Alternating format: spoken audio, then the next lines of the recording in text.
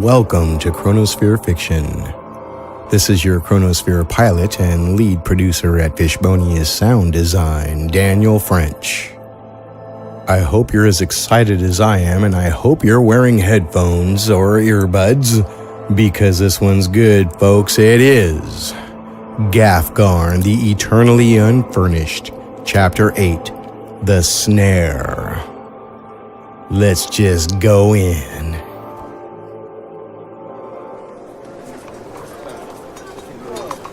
The late afternoon in Esthelring is an active one. Stores and wheeled streets, stalls selling crops, clothing, and tools were closing down. Canopies were folded, doors shut, and signs placed up indicating proudly that business was done for the day. Merchants piled wares on wagons or barrows headed back out of the city to storage sheds or warehouses. Some stores remained open, their owners tidying up, busking or yawning over counters. Many blacksmiths and armorers began cooling their fires, but still the sound of hammers on steel rang in many quarters. A flat, wide-brimmed hat bobbed through those streets. The woman underneath watched the activity around her with serene curiosity. Her right arm was braced against her body, held up with a sling made by tying a simple, colorful cloth with zigzagged stripe patterns of green, red, yellow, and black. A withered, limp hand hung from it, just peeking out of a wide sleeve. Her other hand rested on the long, slender hilt of a slim, sheathed blade. Imadi noted the architecture, the wood, thatch, and stone of the buildings around her, and the elegant, if ostentatious, erections on the hills above. She found it all boring and unimaginative, from every drab plank to each plain piece of clothing. The only things she admired were the gardens on the hills above, though she thought it unfortunate that such colorful amalgamations of nature be restricted to the estates. Was there no beauty in the commoner's life in the kingdoms? The lack of balance was disturbing. Suddenly, a heavenly scent distracted her from the distaste in her mind, and she followed that old factory boon to a small wooden stall in the street. Little more than a cart with a canopy and stools for sitting. An older man tended to a small stove, boiling water in a simple metal teapot. Another steaming pot sat on a fold-out counter. Imadi sat on a stool, and the man placed an inelegant wooden cup before her. He poured the fragrant liquid into her cup, his thin hands shaking with the tremors of age. 6 coppers! Imadi paid him the few measly coppers she carried, tasted the tea, and immediately thought she had misheard his price. It was far too good to cost so little. Sure, it lacked the spice of the tea in Yodoru, but it was heady and smooth. She was glad for its warmth when the sight of the person sitting down next to her shot rivers of ice down her spine. The balance keeps you. Took you long enough to find me. The man tilted his wide-brimmed hat up, revealing a face of sculpted mahogany, and said, Time spent convincing Ordu to let me talk to you before you're hunted and killed. Maybe you could admit it's time well spent. You surprise me again. Here I thought you had chosen a side. Stop this. Change is inevitable.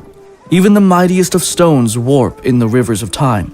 Ordu leads the Benai Fandwa on a new path, a righteous one. You know it as truth. In your heart, I know you do. My heart knows only one truth. We tend to peace, protect our people, and lay siege to corruption and evil where it roots in Yodoru. In Yodoru, Order's war on the world is nothing like what the Benai Fandwa have come to stand for. We are the defenders of peace, of balance. We are not warmongers. Now we protect it by seeking war. Tell me, what do you see in this lowly city? Fairness in rule? Justice for those who can't exact it themselves? Where is the balance? Imadi thought for a moment, watching a pair of sickly-looking hounds cross the street, then nodded. What I see disgusts me, but it does not give us the right. Excuse me? It gives us all the right. You will know this is true when you see the depths of depravity these kingdoms reach. Left alone, the people of these lands will continue to suffer. We introduce the Benai Fandwa to the kingdoms, we bring them peace, justice, balance. And only at the edge of our blades. Yes, that's how it's always been. Don't be so naive. The balance of Yodoru is a product of our blades. It is born of them and all the blood they've drawn. Bringing it to the world will require more blood. I'm not naive. It's you and the rest of your traitors that have forgotten our tenets and discipline. Centuries ago, we revolted against a corrupt dynasty that sought to use our strength for war. For their gain, at the expense of the Banai Fandwa and the Yodoru people. And our strength lies in our tenets, to never wage war. In the name of another. It says nothing about waging war in the name of the Banai Fandwa. Excuse me? What Ordu wants is power, plain and simple. That runs against everything we are. Kylan swept an arm wide, indicating all around them, and spoke. This runs against everything we are.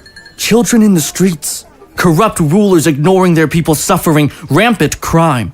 Do you not see the great evil that afflicts these kingdoms? Yeah, I suppose it's all kind of crappy. And how much have you seen, exactly? Enough to know Ordu's words ring true.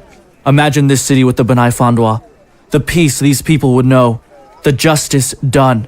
We can share what we have in Yodoru with the world. It may very well be our purpose, as Ordu suggests. The wise Aru watches the whole of our world Ahuna, not just Yodoru. Balanced on the fulcrum of his talon, waiting for the day it plummets into the chaos of the underworld Morodai. The Banai Fandwa keeps the balance in Yodoru, but Ordu is right. That is not enough. The whole of the world must be balanced to prevent its end. Odd how you explained a lot of what you were saying while you were saying it. I'm sure she knows what all those things are. I will not take the suggestion of that treacherous murderer. There's still no proof that he's done anything of the sort. Your word against his. And it's your words that split our order apart. It's your words and insistence that causes those still loyal to hunt you and other dissenters down. She placed her tea on the counter, savoring its aroma. If you're going to try to kill me, I suggest you get it over with. Please don't do that here. And imagine we used to be friends. I would rather you join us. Ordu welcomes our lost warriors back. It is not I who is lost, Kylen. He shook his head in frustration. Fine. Ordu comes for you. Personally. I've bought you a few days to think about this discussion. That's all the time you'll need to witness the evil here yourself. Then we'll find you, and you can make your final decision. Could you, buy some tea before you invade? That'd be nice. Imadi nodded at Kylan and made to leave. By the way, I wasn't the only pair of eyes stalking you and your new friends. You want to learn how depraved the kingdoms are? Start by seeking out your comrades. And watch your back. If they're from here, who's to say they're any better than the rest of these scum? Imadi's grip on her hilt tightened as she sped down the street, her eyes scanning for a giant wearing a wolf head cloak. Hours later, deep in Esthelring, Gafgarn, Sully, and Dorin were making their way back to the wasted cadaver. They explored as deep as the city's central square, a large stone courtyard surrounded by twisting columns, fashioned like tentacles. In its center stood a tall, frightening nightmare, a creature reaching upward with 6 clawed arms and a muscular torso, not unlike a man's. Its lower half was a long, bulbous affair coiling about itself, teeming with hundreds of vine-like tentacles. Its head, little more than a lump between its shoulders, bore a hive of empty mouth-like fissures. On its pedestal read, Nashul. Beyond it lay a church, much like the one in Hosto, albeit several times larger. Gafgarn's revulsion ensured they hadn't stayed long. Making their way back, unsure how they would find any sign of the Jester in a city so large, Gafgarn watched businesses close in the pink and orange hues of the setting sun. He noticed pairs of armed, shifty-eyed people moving from store to store, collecting sums of coin into small lockboxes they carried like satchels at their waist. The hint of fear was evident on each merchant's face as the pairs came around. Any guards walking the street seemed not to notice, or coyly pretending there was something strikingly more interesting in another direction. Before Gafgarn could comment, he caught the sight of something that made him completely forget about the shady dealings around him. A jester hat of red, black, and silver bounced down the street. He only just saw it turn a corner, its wearer in a high-collared jacket that hid his face. Gafgarn shot down the street, surprising his companions who hurried to catch up. What's the deal, Gaff? Quiet! Gafgarn commanded as he neared the corner of a building. I think I just saw AJ. He poked his head around the corner and saw that hat trotting down the street. Gafgarn made to follow. Shouldn't we get the others? The cadaver's not too far off from here. No, I don't want to lose him. We take him now. They followed him through the streets, then a network of alleys, careful to keep out of sight. The jester never looked behind him, and now relaxedly walked into a narrow pathway between two large buildings. Gafgarn, Sully, and Dorin gingerly but quickly followed. The narrow path led to a small, dusty courtyard surrounded by fences and tall buildings, the other narrow alleys leading out from its corners. At the opposite end from Gafgarn stood a shabby shed that looked like it could barely hold the single occupant sitting on its roof, his legs dangling over its edge. He hung his head low, hiding his face behind that jester hat. Between them, scattered about the dingy yard of dead grass and dirt, were chairs, benches, ottomans, beds, stools, and other furniture in various stages of disrepair. This be a trap? Of course it is. Then shouldn't we turn around and leave? No, they're already behind us. That's not exactly a problem for you, though. Neither is what's ahead of us. Gafgarn hefted his hammer in one hand and pointed a meaty finger at the figure sitting before him. I want my gauntlets. The jester raised his head to reveal typical fair skin and blue eyes. He smiled at them as he nonchalantly swung his feet. Boss, I don't like the look of this. Be ready. That might not be AJ, but whoever these punks are, they know we're after him. So they know where he is, which means I've got some skulls to crack. Who'd want to protect that crazy bastard? At that, the imposter AJ shrugged, and a tall woman entered the courtyard to stand next to the shed. The half of her head that wasn't shaven bore long, silky black hair. She wore an elegant pink jacket lined with fur that descended to her leather boots laced up to her knees. She raised a long, elegant pipe to her rosy lips and placed the other hand on her hip, her stance revealing the tiny leather shorts and corset burdened by a heavy bust underneath her jacket. The handle of a coiled whip at her waist might go unnoticed in comparison to her thick, corded musculature. Tattoos of blue and purple hearts decorated her neck and collarbone at the same side as her shaven scalp. She smiled, revealing pearly teeth. That hat? I want the man it belongs to. I'm guessing you know him? Wow. You aren't too polite, are you? You brought me here to be polite? No. Taking another drag from her pipe. I brought you here to die. And why's that? You killed my ex-husband. Smidgen, I'm guessing? I'm surprised you care so much about him, if he was an ex. I don't. But I was supposed to kill him. And you are? You can call me Madam. Well, madam, I suggest if you want someone dead, you pick up the pace next time. Thanks for the advice. The courtyard flooded with armed men and women from each entryway. Some vaulted over the fences, daggers and blades in hand. They were all tough-looking, many with studded leather armor, and peculiar small metal spikes protruding from shoulder pads and bracelets. Without hesitation, they threw themselves at the trio. A dagger flew at Gafgarn, but the giant was already moving, ducking beneath it and sweeping a duo aside with his hammer. He swung his hammer down in an arc to squish another attacker into the dirt, then propped himself up with the weapon to block a sword strike with one foot and cave in a face with another. Back on his feet, he blocked and dodged several attacks, pedaling backward until he lost his footing and his rump fell into a seat of a heavy-looking chair. Sully, back to back! Sully and Dorin again found themselves back-to-back, fending off a handful of killers. Sully, over here! Most of the gang around them focused their efforts towards Gafgarn. Those harassing Sully and Dorin, applying enough pressure to keep them busy. They just keep coming! On the defense, they found they were unable to move until a large chair skidded along the ground, knocking two belligerents to the floor. Sully and Dorin cut through the opening and made it to Gafgarn, who was sitting on the ground, hoisting his hammer into a chin. Gafgarn hoisted himself up into a flying kick to his gut, which sent him bowling into a bench. As he tripped backwards over it, he was launched sliding on the ground just as a hatchet chopped down into the bench.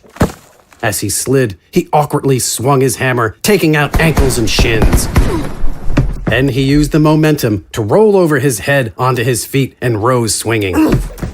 Sully and Dorin kept enemies at bay in Gafgarn's destructive wake. Sully, over here! Towering over the heads of the gang around him, Gafgarn could already see the crowded courtyard growing more sparse. The attackers became more hesitant and careful in approaching the behemoth. Still, he found himself surrounded. Behind him, a woman swung a chair, which shot out of her hands into another attacker looking to cleave Gafgarn's arm from his shoulder. Gafgarn turned and kicked out, knocking the woman into several behind her.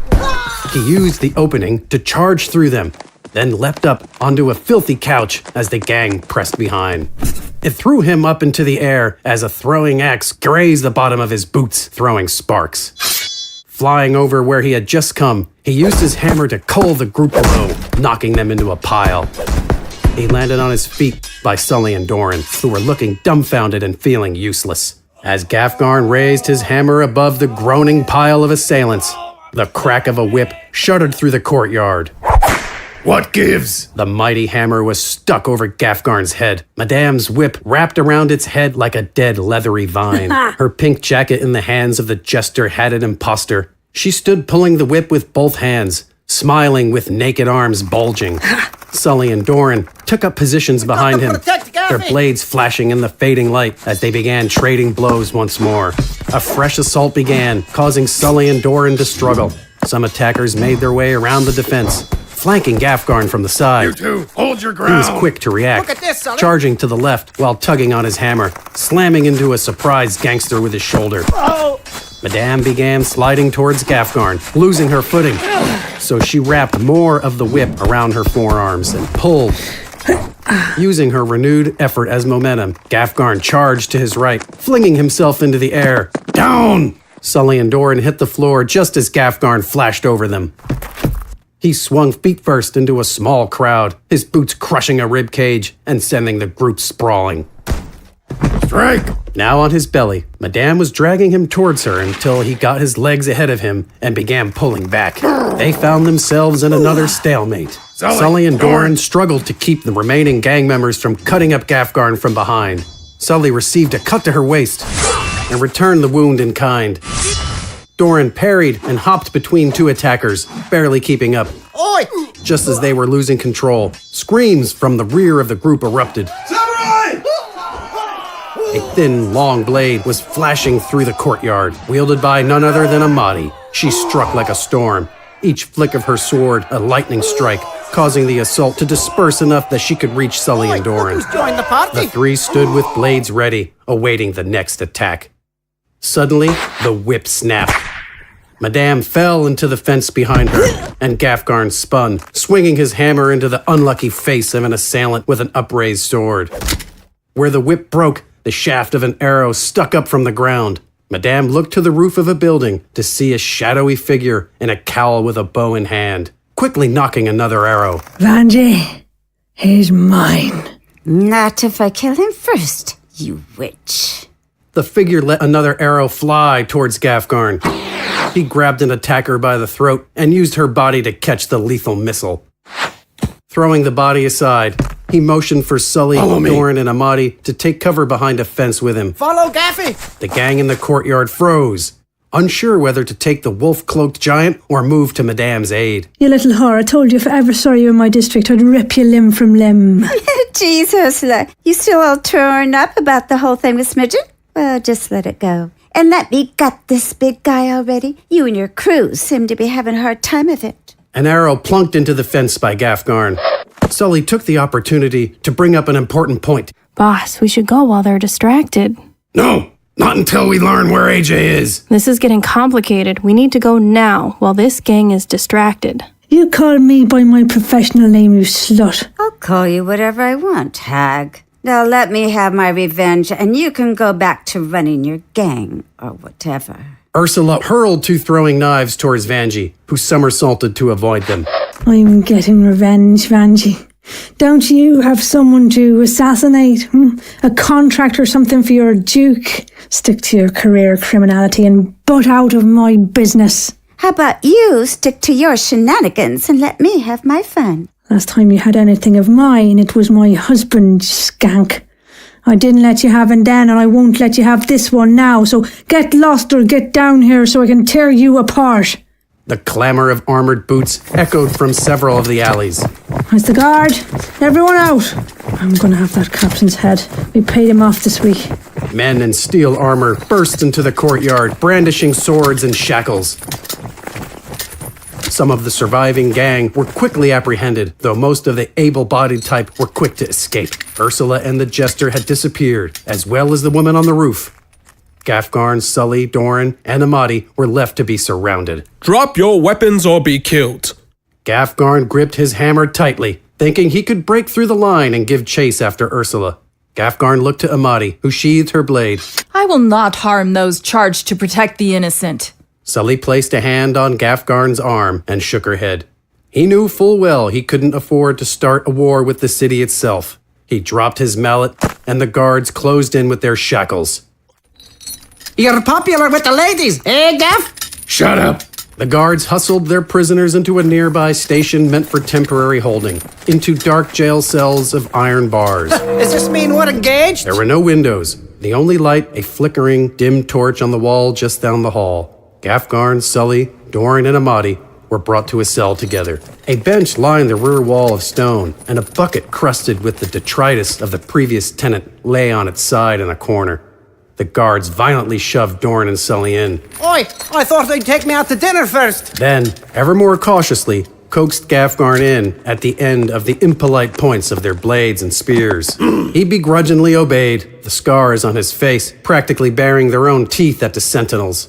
The heavy gate slammed and locked behind him. The guards left. The incredible dust of the space did nothing for Gafgarn's mood. Sully stood looking grim, while Dorin poked a foot at the filthy, acrid bucket.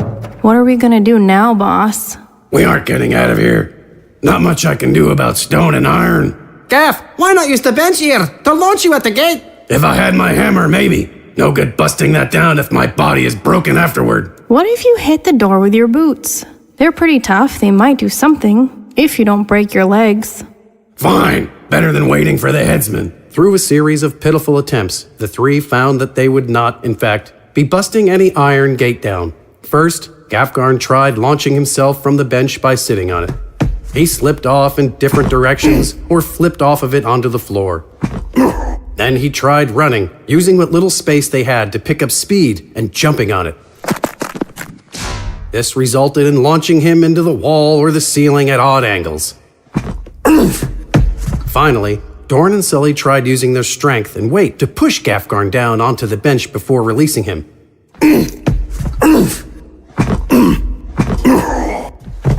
After bowling into his subordinates a few times, he finally flew directly at the locked bars. He brought his feet up in front of him, just in time to kick out at the metal. Though they thundered and shook as he crumpled onto the floor, the only difference he made was in shaking off flakes of rust. Gafgarn rose, dusting himself off and stretching his now sore limbs.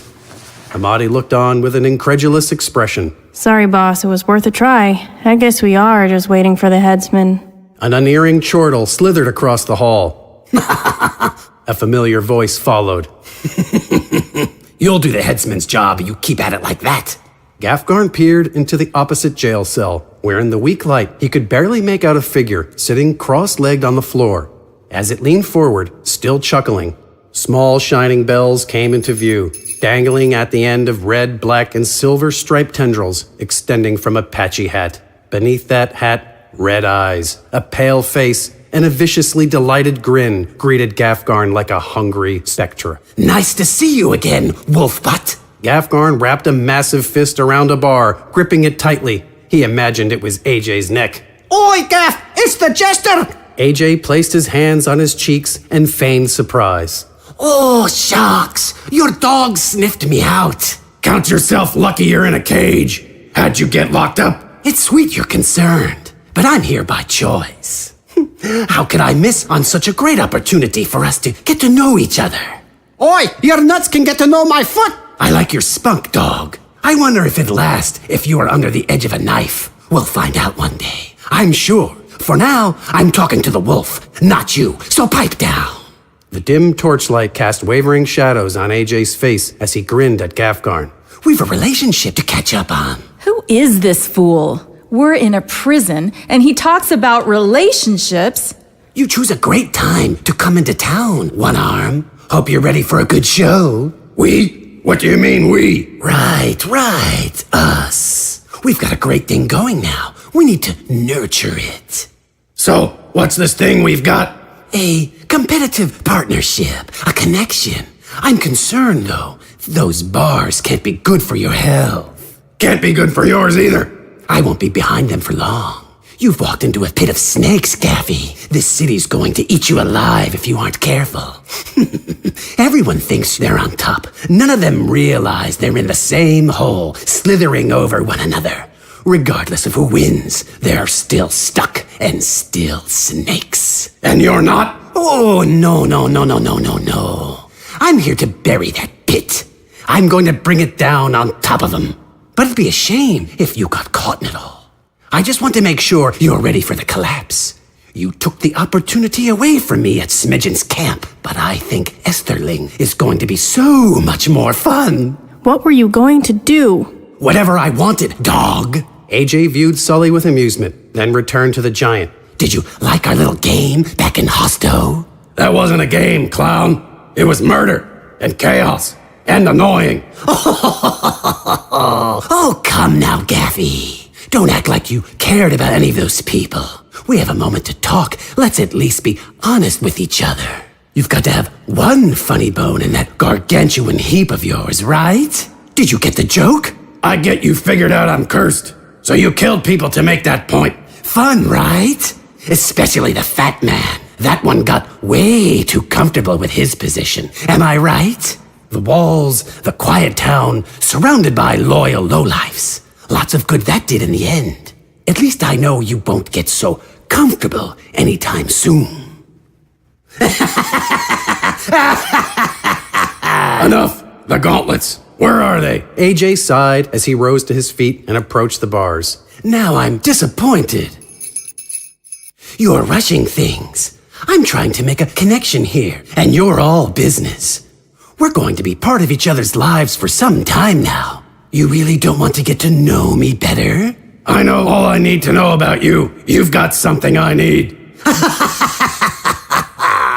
And you have no idea why you need them. And you know? Well, more than you. I know those shiny shoes of yours are something the kingdoms haven't had a whiff of in centuries, maybe millennia. Now that's interesting, fascinating. Your mustachioed friend might say. Something like this comes along, something that changes all the rules. Now that's something I've just got to be a part of. What are they then?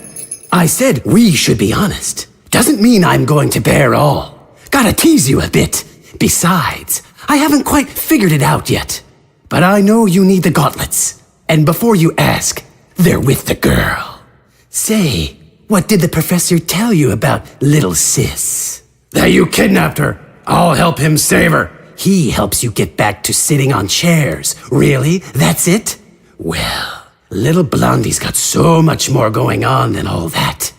Maybe you should ask the good doctor.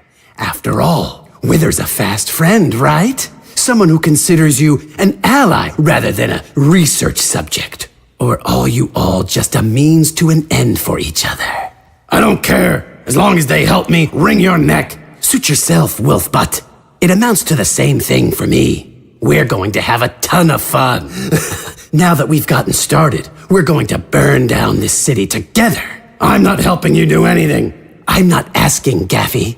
Fire's already started, and this city's kindling. Don't worry, though. You'll get your gauntlets after you've played along. And that's just the beginning. You and I are going to play the greatest game in the history of the kingdoms. If I'm right, maybe the greatest the world's ever known.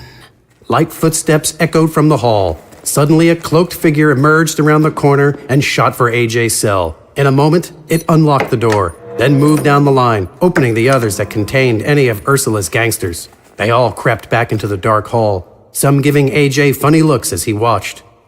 Well, that's my cue, he said as he smugly walked out of his cell, a bounce in his step. Great chat. We'll have another one real soon. Just stay alive for me until then, okay, Wolfbutt? Then he disappeared down the hall, leaving Gafgarn and his friends with the fading remnants of a deep-throated, vicious cackle.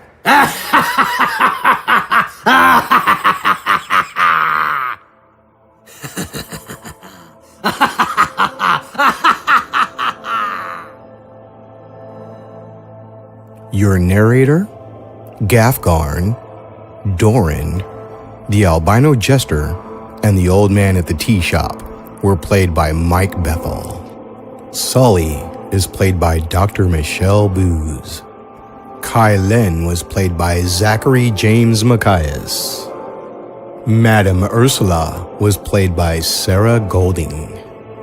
Vangie, the assassin and Smidgen's mistress, was played by Cindy Stevens.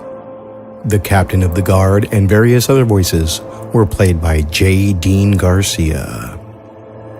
Gafgarn, the Eternally Unfurnished, is written by Jeremiah Sundance French.